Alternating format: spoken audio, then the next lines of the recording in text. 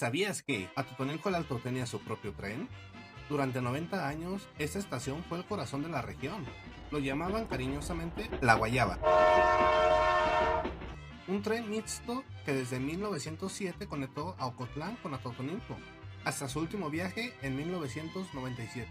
Tras décadas de abandono, en lugar de dejar que se perdiera, se transformó en una vía verde. Más de 15 kilómetros de historia rescatada.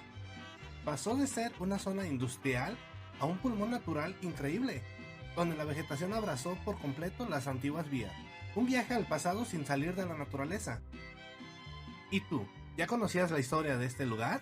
Escríbelo en los comentarios. Y suscríbete a Mapa Abierto para más rutas con historia como esta.